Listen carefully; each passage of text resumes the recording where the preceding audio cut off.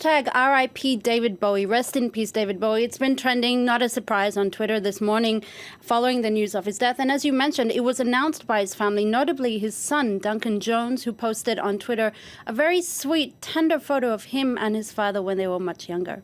Now, one Facebook post by a producer friend of David Bowie said that his close friends, at least, knew that he had been sick for some time. Tony Visconti, he's a music producer and he was a friend of David Bowie. He posted on Facebook that he and Bowie's entourage knew that he was dying from cancer a year ago. And I quote, Visconti says, he made Black Star, obviously that's the album that was released on Friday. He made Black Star for us, his parting gift. I knew for a year that this was the way it would be. I wasn't, however, prepared for it. Now, there has been reaction pouring in from a lot of high-profile figures and not just from the music world. That's right, Jeannie. Even from the predictable to the unpredictable. Let's start with the unpredictable. The Archbishop of Canterbury, who tweets, I remember listening to his songs endlessly, and calls him an extraordinary man. And of course, as British Prime Minister David Cameron, who also took to Twitter, calling Bowie a master of reinvention, who kept getting it right, and said that his death is a huge loss. There was even a tweet from outer space. It seems fitting, right? David Bowie, the man who seemed like he was from another world. Tim Peake, the British astronaut, actually tweeted from the ISS, the International Space Station, calling Bowie's music an inspiration to all.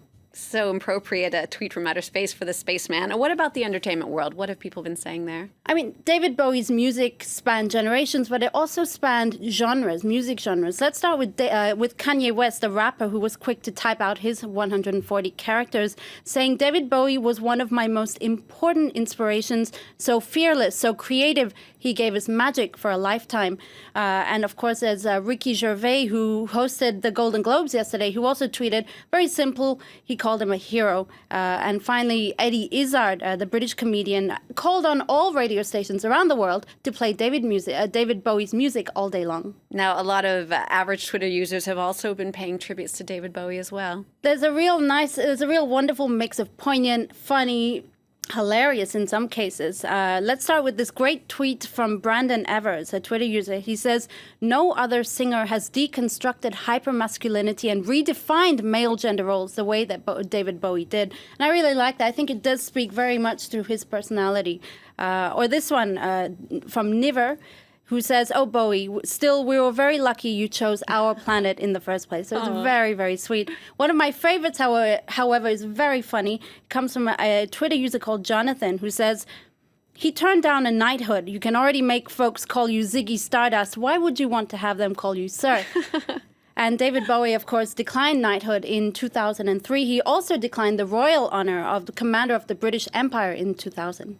Now, there's also been a video that you took a look at that's making the rounds on Twitter. It's a photo mashup by an illustrator, a young illustrator called Helen Green. It's a mashup of David Bowie's different looks and styles throughout the year.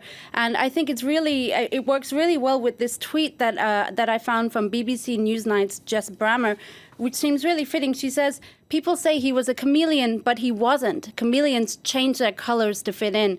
And indeed, the charismatic, one-of-a-kind David Bowie really marched to his own tune. Indeed. Thank you so much for that, Aditi.